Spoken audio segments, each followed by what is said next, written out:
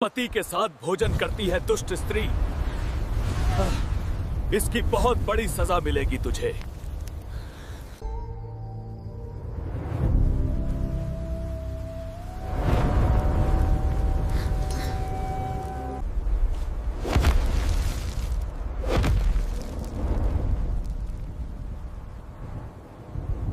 क्या आप जानते हैं कि पति पत्नी का एक साथ भोजन करने से क्या प्रभाव पड़ता है? और भोजन के दौरान वे कौन सी गलतियां आई हैं जिनसे घर की सुख समृद्धि दूर हो जाती है? साथ ही कौन सा भोजन आपके घर में बरकत और शांति लाता है? आज हम इन्हीं रहस्यों को एक प्राचीन कथा के माध्यम से जानेंगे जो स्वयं श्री कृष्ण ने नारद जी को सुनाई थी। तो आइए वीडियो शुरू करते हैं। बहुत समय पहले की बात है। कृष्ण महल में विराजमान थे और उनके सामने नारद जी उपस्थित हुए। आते ही उन्होंने प्रणाम किया और बिना किसी झिझक के बोले, प्रभु, आज एक बात मेरे मन को परेशान कर रही है। कृष्ण ने उन्हें बैठने का संकेत दिया और शांत स्वर में कहा, कहिए नारद, आप तो हमेशा सीधे विषय पर आते हैं। नारद जी ने कहा, पृथ्वी लोक में मैंने कई घरों में देखा कि स्त्रियां पति के साथ एक ही थाली में भोजन कर लेती हैं। कई बार तो समय, दिशा और शुद्धता जैसी बातों का ध्यान भी नहीं रखती। कुछ तो पति से पहले ही खाने बैठ जाती हैं। मुझे समझ नहीं आ रहा कि यह ठीक है या गलत। कृष्ण ने हल्की मुस्कान के साथ कहा, नारद, भोजन की मर्यादा बहुत सूक्ष्म विषय है। इसे साधारण बात समझना ही सबसे बड़ी भूल है। नारद ने तुरंत पूछा, तो फिर इसका सही उत्तर क्या है प्रभु? पति और पत्नी को कैसे भोजन करना चाहिए? कृष्ण बोले, इसका उत्तर सीधे शब्दों में देने से तुम्हारी जिज्ञासा शांत नहीं होगी। इसके पीछे एक गहरी शिक्षा है। मैं तुम्हें एक पुरानी कथा सुनाता हूं।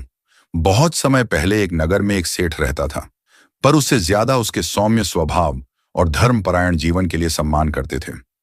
वह किसी पर तेज नहीं उठाता था, हर बात सोच समझकर करता था और व्यापार में उसकी बुद्धि इतनी साफ थी कि लोग उसके सुझाव को अंतिम मान लेते थे। उसकी पत्नी भी उसी के समान सरल, विनम्र और धर्मपालक थी। वह हर दिन ब्रह्म मुहूर्त में उठती, घर का वातावरण शांति से भर देती, भगवान का स्मरण करती और उसके बाद ही किसी अन्य काम को हाथ लगाती। नगर की स्त्रियां उसे आदर्श मानती थीं और उसके आचरण को देखकर अपने घरों में भी व्यवस्था बनाती थीं। उनके घर में कभी धन की कमी नहीं हुई, कभी कलह नहीं हुई। चाहे कैसी भी परिस्थिति बाहर हो, भीतर का माहौल हमेशा संतुलित और शांत रहता था। ऐसा माना जाता था कि सेठ और उसकी पत्नी दोनों भगवान विष्णु के सच्चे भक्त थे और उनकी भक्ति ही उनके परिवार की मजबूती का आधार थी। लोग कहते थे कि जिस घर में सुबह से शाम तक नियम और मर्यादा का पालन हो, वहां लक्ष्मी का वास स्वयं हो जाता है। यही कारण था कि उस घर में सुख, समृद्धि और खुशहाली हर समय विद्यमान रहती थी। लेकिन इस बड़े सौभाग्य के बीच एक कमी थी और वह थी संतान का अभाव। दोनों मन में पुत्र की इच्छा रखते थे, पर चाह कर भी यह सुख उन्हें नहीं मिला था।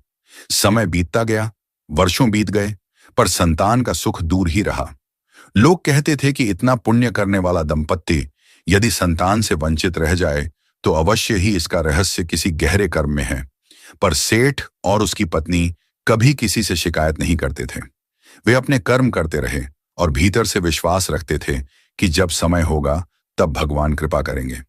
पत्नी रोज तुलसी को जल अर्पित करती, भूखों को भोजन कराती, घर आए अतिथि का स्वागत करती और किसी भी कार्य को बिना शुद्धता के हाथ नहीं लगाती। सेठ भी हर निर्णय से पहले धर्म को ध्यान में रखता, चाहे व्यापार का मामला हो या किसी गरीब की मदद का। दोनों अपने जीवन को ईश्वर समर्पण मानकर आगे बढ़ते रहे। धीरे धीरे नगर में उनके नाम की प्रतिष्ठा बढ़ती गई, क्योंकि लोग उनके घर को आदर्श गृहस्थ जीवन का उदाहरण मानते थे। एक दिन पत्नी ने मन ही मन सोचा कि शायद भगवान मेरी परीक्षा ले रहे हैं, इसलिए मैं और अधिक नियम पूर्वक जीवन जीऊंगी। भगवान विष्णु ने अंततः उनकी तपस्या और धर्म पालन से प्रसन्न होकर उन्हें संतान का आशीर्वाद देने का निश्चय किया। एक शुभ दिन उनके घर पुत्र का जन्म हुआ और पूरा नगर खुशी से भर गया। जिस घर में वर्षों तक एक खालीपन था, वह अचानक उल्लास से भर उठा। सेठ की पत्नी ने पुत्र को देखकर आंसू बहाए, पर वे आंसू दुख के नहीं बल्कि उस पूर्णता के थे जिसका इंतजार उसने कई वर्षों तक किया था।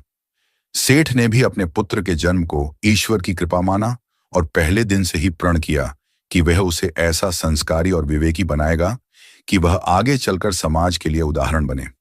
बच्चा बड़ा हुआ, उसकी बुद्धि तीव्र थी और उसके स्वभाव में माता पिता दोनों की झलक साफ दिखाई देती थी। बच्चे के 7 वर्ष का होते ही सेठ ने निश्चय किया कि उसे उचित शिक्षा के लिए आश्रम भेजा जाए, ताकि वह शास्त्र, नीति, विनम्रता और व्यवहार सब कुछ सीख सके। इसलिए सेठ ने अपने बेटे को एक आश्रम में गुरु के पास भेज दिया। वहां रहकर सेठ का लड़का शिक्षा ग्रहण करने लगा। सालों की शिक्षा के बाद लड़का एक तेजस्वी युवक बनकर घर लौटा। उसका चेहरा तेज से भरा था, आवाज स्थिर थी और बातों में स्पष्टता थी। पिता उसे देखकर गर्व से भर गया और मां उसे गले लगाकर अपनी तपस्या का फल महसूस करने लगी। उसके लौटने के कुछ ही समय बाद सेठ ने उसके विवाह का विचार किया और एक सुशील, संस्कारी कुल की लड़की का चयन कर लिया। पूरे नगर में शादी की चर्चा फैल गई और विवाह बड़े धूमधाम से संपन्न हुआ।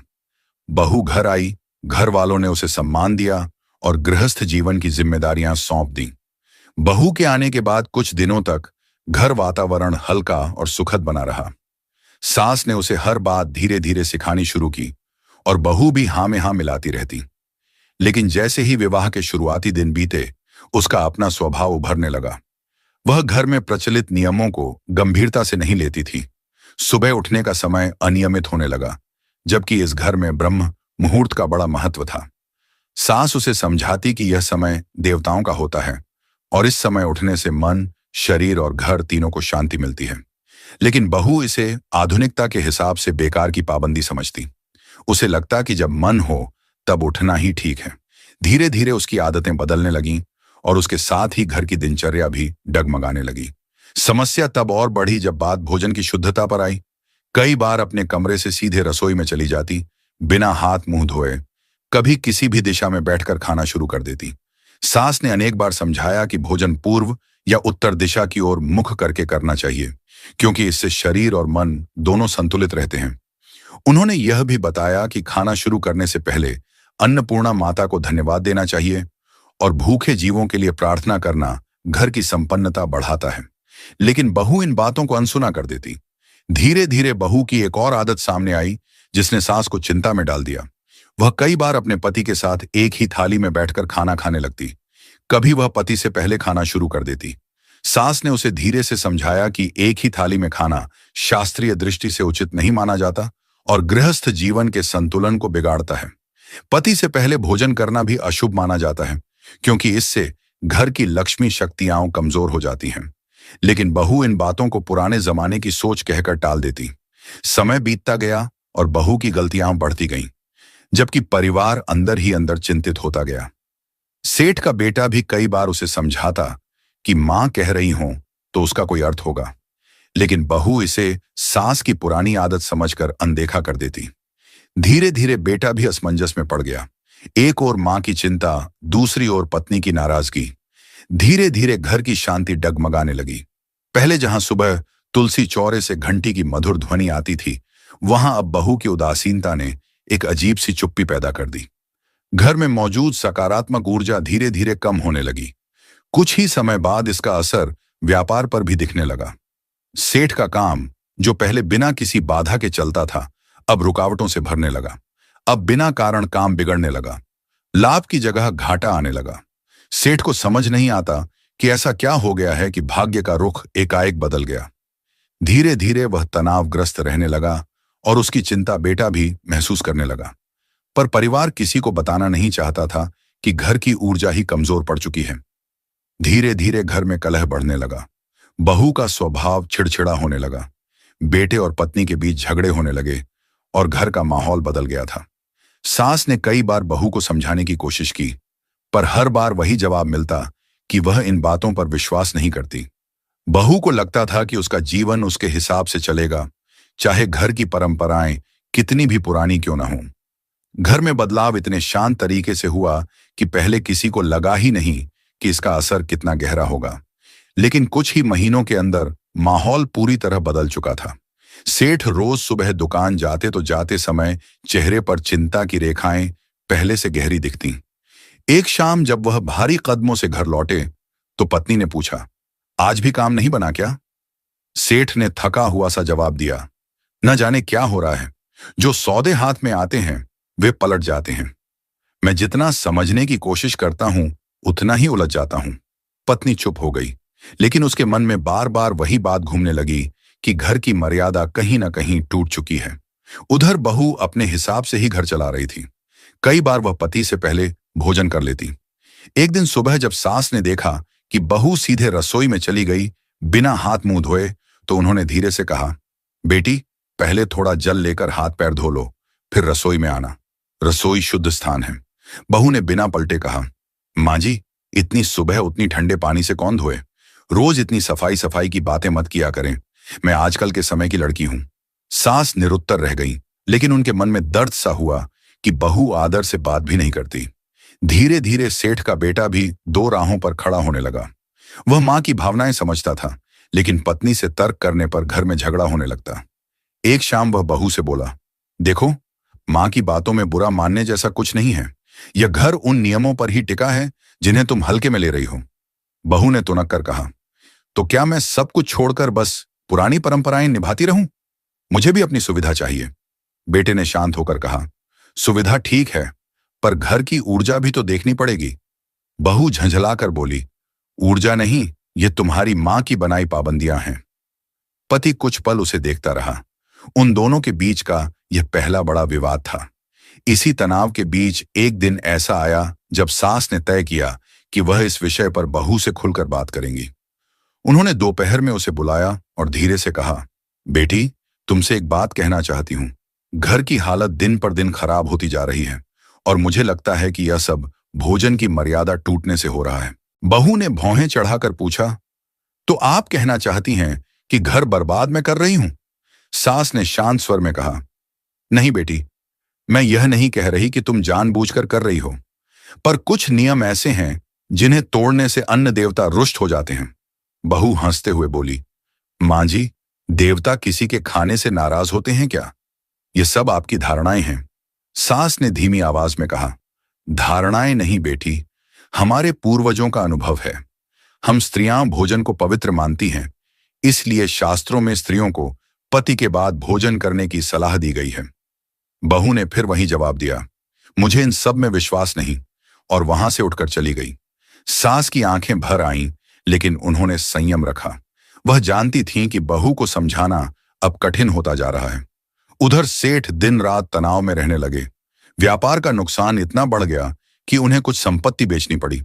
रात में सेठानी सेठ से बोली, आपको नहीं लगता कि घर की मर्यादा भंग हो रही है?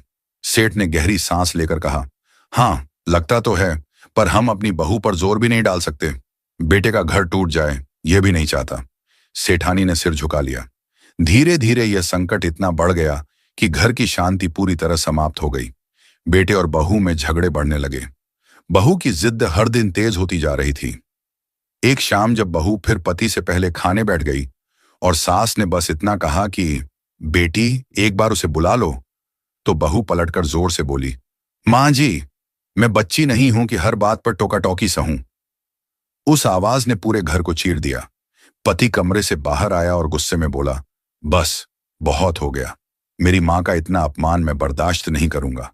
बहू भी तैश में बोली, तो आप भी अपनी मां के ही बेटे बने रहिए, मैं अपने तरीके से ही चलूंगी।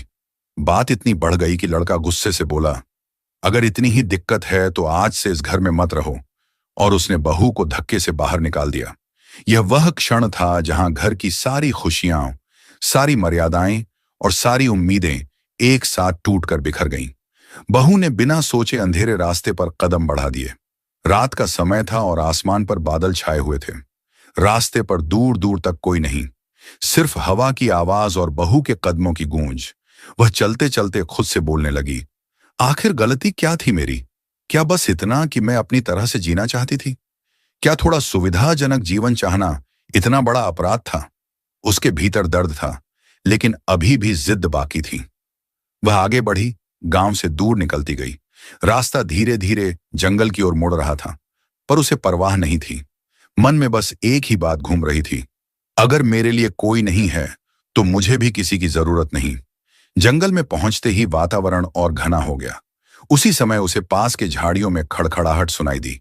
वह घबरा गई और पीछे हटते हुए बोली, कौन है वहां? दिल की धड़कन इतनी तेज थी कि जैसे सीने से बाहर आ जाएगी। अचानक झाड़ियों के बीच से एक आकृति निकली। सामने कोई इंसान नहीं, बल्कि एक सुहागिन जैसी दिखने वाली मादा सुअर खड़ी थी। उस मादा सुअर की आंखें साधारण नहीं थीं, उनमें करुणा थी, जैसे वह सारी पीड़ा समझ रही हो। बहू चौंकते हुए पीछे हट गई, लेकिन वह प्राणी धीरे धीरे आगे आई। बहू ने कांपती आवाज में कहा, क्या तू मेरी बात समझ रही है? वह प्राणी एक कोमल सी आवाज निकाली और बोली, हाँ कहो, मैं तुम्हारी बात को समझ रही हूं।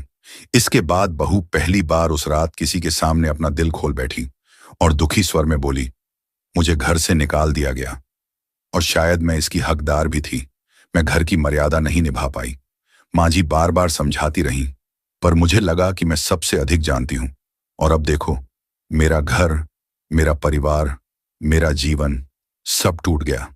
इसके बाद मादा सुअर ने धीरे से सिर झुकाया, फिर ऊपर देखा, जैसे वह अपनी पिछले जन्म की पीड़ा याद कर रही हो।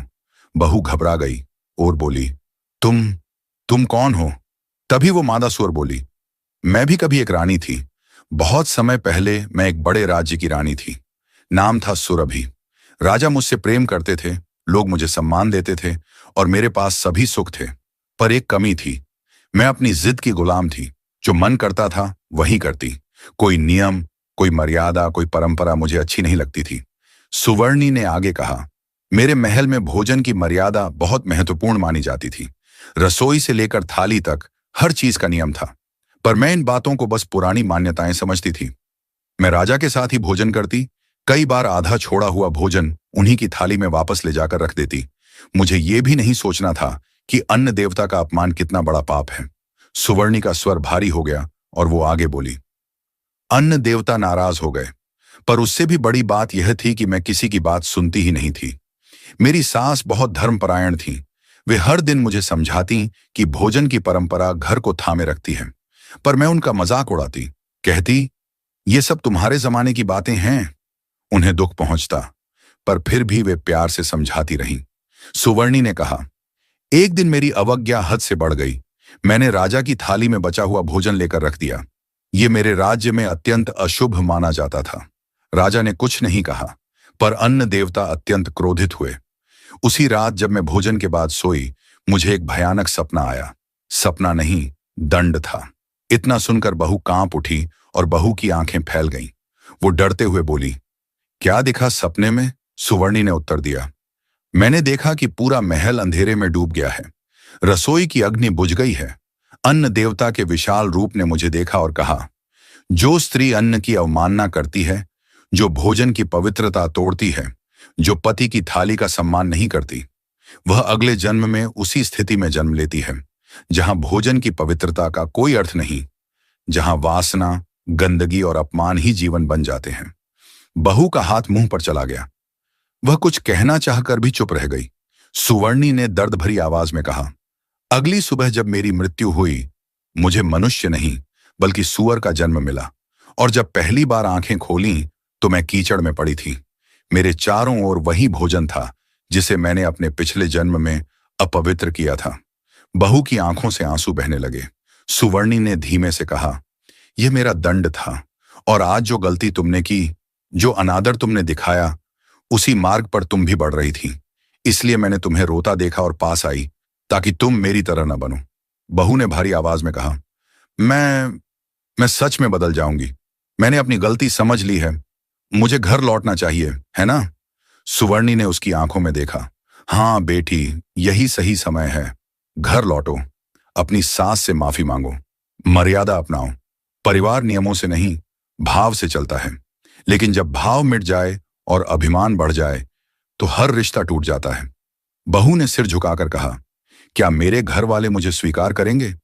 सुवर्णी ने कोमल स्वर में कहा, अगर पश्चाताप सच्चा हो तो हर द्वार खुल जाता है।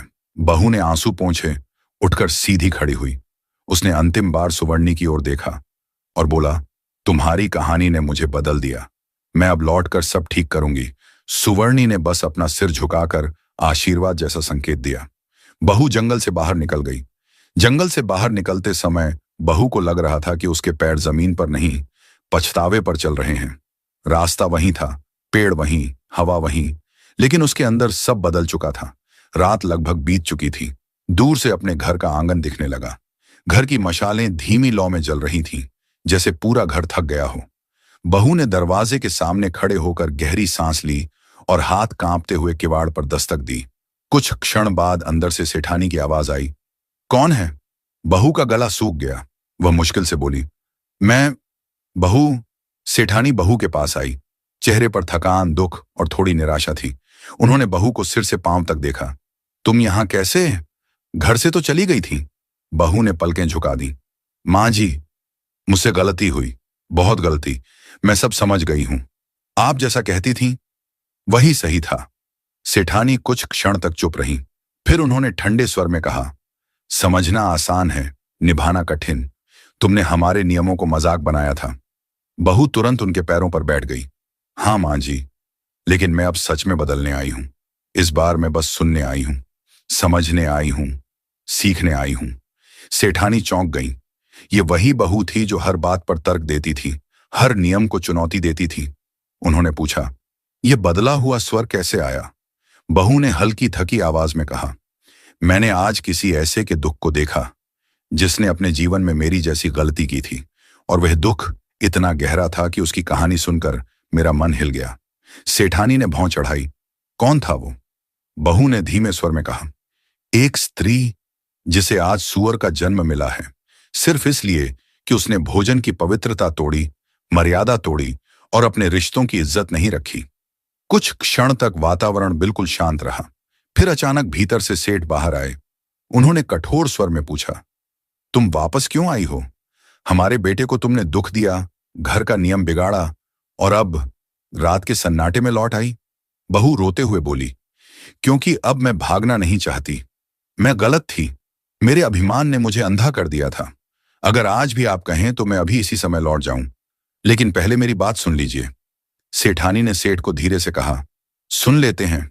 लड़की टूटी हुई लग रही है, शायद सच में बदली हो। सेठ ने कहा, ठीक है, बोलो, पर सच सुनना हमारे लिए आसान नहीं होगा।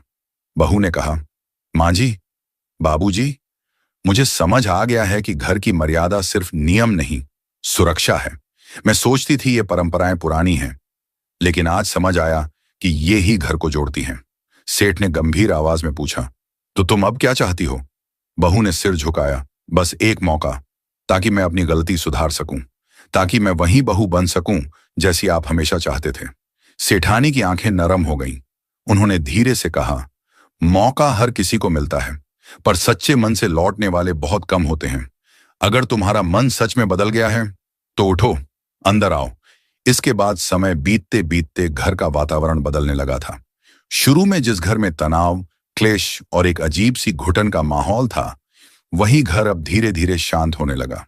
सुबह सवेरे उठकर वह सबसे पहले स्नान करती, फिर रसोई में प्रवेश करती। रसोई में प्रवेश करने से पहले वह मन ही मन अन्नपूर्णा माता का स्मरण करती। मां, मेरे हाथों से ऐसा भोजन बने जिससे मेरे परिवार के मन में प्रेम बढ़े और घर में समृद्धि लौट आए। अब वह पहले 3 रोटियां निकाल कर रखती, एक गाय के लिए, एक कुत्ते के लिए और एक कौवे के लिए। अग्निदेव को भोग लगाकर ही परिवार को भोजन परोसती। घर के सभी सदस्य एक साथ बैठकर भोजन करवाना अब उसका नियम बन गया था। इसके के बाद श्री कृष्ण नारद जी को भोजन में मुख्य 5 नियम बताते हैं। पहला सिद्धांत, भोजन से पहले की शुद्धता। कृष्ण बोले, जब मनुष्य भोजन करने से पहले हाथ, पैर और मुख धोता है तो वह केवल शरीर की शुद्धि नहीं करता, इससे शरीर में मौजूद सूक्ष्म ऊर्जा मार्ग खुलते हैं, जिससे भोजन का पाचन और अवशोषण बेहतर होता है। भोजन को ग्रहण करने से पहले की शुद्धता मन को शांत करती है और देवताओं की कृपा बुलाती है। दूसरा सिद्धांत, भोजन बनाने वाले का भाव। नारद, भोजन केवल अन्न नहीं, उसमें रसोई बनाने वाले के भाव भी मिलते हैं। जब भोजन बनाने वाला शुद्ध मन से मंत्र स्मरण करते हुए रसोई में प्रवेश करता है, तब वह भोजन प्रसाद बन जाता है। इसी प्रसाद से घर के हर सदस्य का मन स्थिर, शांत और प्रसन्न होता है। तीसरा सिद्धांत, दिशा और समय का विज्ञान। कृष्ण ने कहा, पूर्व और उत्तर दिशा की ओर मुख करके भोजन करने से शरीर में प्राण ऊर्जा संतुलित रहती है। यह सूर्य तथा पृथ्वी की प्राकृतिक ऊर्जा के साथ मनुष्य के प्राणों का संगम है। इसी प्रकार भोजन का उचित समय प्रातः और सायं, यही समय है जब जठराग्नि सबसे अधिक जागृत होती है। समय पर भोजन करने से स्वास्थ्य और ऊर्जा दोनों बढ़ते हैं। चौथा सिद्धांत, भोजन की पवित्रता। जिस भोजन को अशुद्ध हाथों से, क्रोध में, शोर शराबे में या बिना श्रद्धा के बनाया गया हो, वह ऊर्जा रहित हो जाता है। ऐसे भोजन से रोग बढ़ते हैं, मन अशांत होता है और घर में क्लेश जन्म लेता है। इसलिए भोजन को पवित्र रखना, भोजन से पहले देवताओं को भोग लगाना और भोजन करते समय नकारात्मक बातों से बचना अत्यंत आवश्यक है। पांचवां सिद्धांत, पति पत्नी के भोजन का नियम। कृष्ण शांत स्वर में बोले, नारद, पति पत्नी का संबंध केवल शरीर का नहीं बल्कि ऊर्जा का मिलन है। यदि दोनों एक ही थाली से भोजन करते हैं तो उनकी ऊर्जाएं आपस में उलझती हैं, संतुलन बिगड़ता है। इसलिए शास्त्र कहते हैं कि पत्नी को पति के भोजन के बाद ही भोजन करना चाहिए। इससे घर में लक्ष्मी की स्थिरता आती है और परिवार में शांति बनी रहती है। नारद जी ने आदरपूर्वक सिर झुकाया, प्रभु, आपने तो आज भोजन के रहस्य को ही खोल दिया। अब समझ आया कि क्यों कहा गया है कि भोजन ही देवता है और भोजन ही शरीर का जीवन। कृष्ण ने आशीर्वाद देते हुए कहा, नारद, ये नियम केवल अंधविश्वास नहीं बल्कि सनातन विज्ञान है। जो घर इनका पालन करता है वहां सौभाग्य अपने आप लौट आता है। तो दोस्तों, आपने देखा कि कैसे एक बहू ने भोजन से जुड़े छोटे छोटे नियम अपनाकर अपने घर में सुख समृद्धि वापस ला दी। यह केवल कहानी नहीं, यह शास्त्रों में बताई गई वह बुद्धि है जो हर घर के लिए कल्याण का द्वार खोलती है। भगवान श्री कृष्ण ने नारद जी को जो 5 सिद्धांत बताए, वे हर परिवार को अपनाने चाहिए। अगर आपको यह आध्यात्मिक ज्ञान पसंद आया हो तो वीडियो को लाइक करें, अपने दोस्तों और परिवारजनों के साथ शेयर करें और चैनल को सब्सक्राइब जरूर करें। और कमेंट में लिखें, जय मां अन्नपूर्णा और जय श्री कृष्ण जरूर लिखें। आपका एक कमेंट हमारी मेहनत का आशीर्वाद बन जाता है। मिलते हैं अगले दिव्य ज्ञान के साथ।